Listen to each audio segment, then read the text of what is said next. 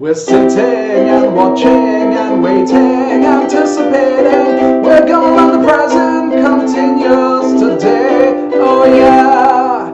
Yes! We're going to learn the present continuous. This lesson is for students who are at an intermediate level. Let's get going. Let's focus on the pronunciation. So, the present continuous always includes the verb plus ing. The ing sound may be a little bit difficult for students.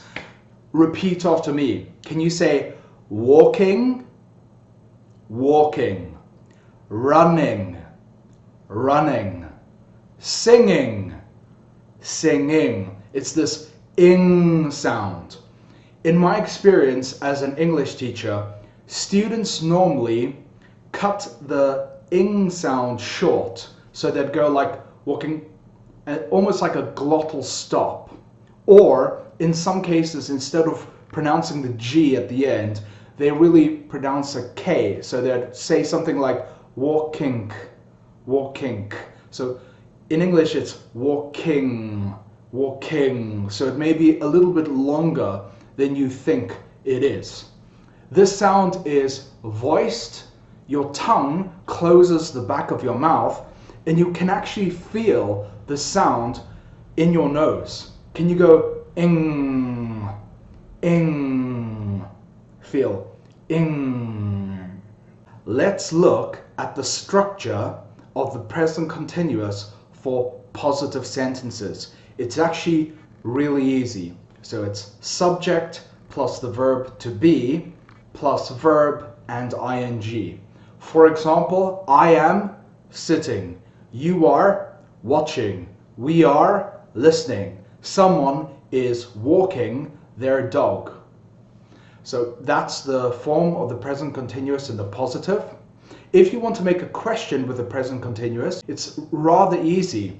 The structure is the verb to be at the beginning of the sentence, then you have the subject, then you have verb plus ing. For example, is he losing his hair?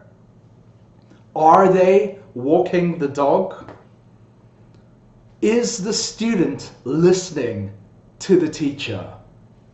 Let's look at the negative form of the present continuous. It's going to be the subject plus the verb to be plus the negative word. The negative word is going to be not. And you're going to have the verb and ing again. For example, I am not losing my hair. He is not walking the dog. The student is not smoking shisha in my class. Now, what we will do is look at the actual functions of the present continuous. So, if we want to describe an action which is taking place right now, not generally, an action taking place right now, we use the present continuous. I think most students know this. An example would be, I am sitting on the chair. The light is shining on my face. The students are listening to this lesson. So if we want to describe an action that is happening now, we use the present continuous.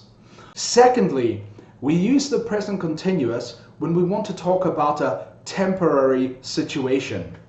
So an action that started in the past and is still happening at the moment.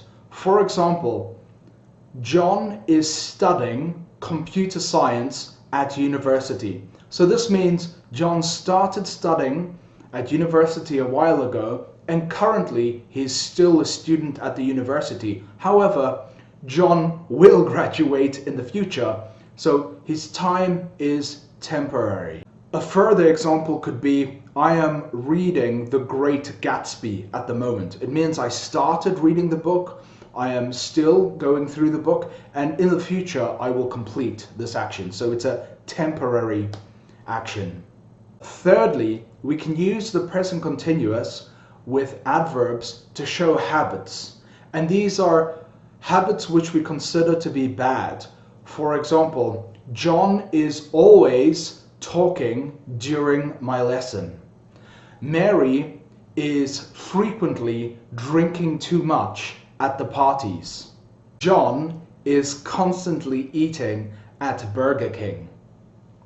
Lastly, we can use the present continuous for the future. I know that sounds crazy, but we can.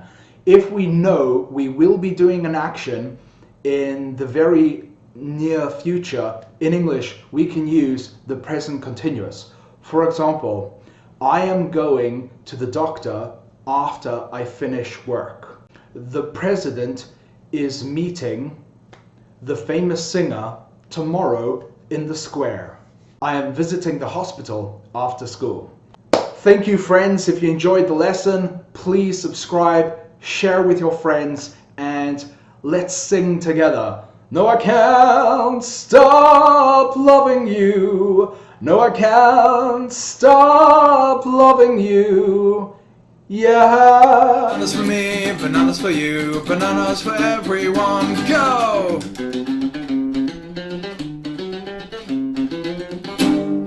Banana ground.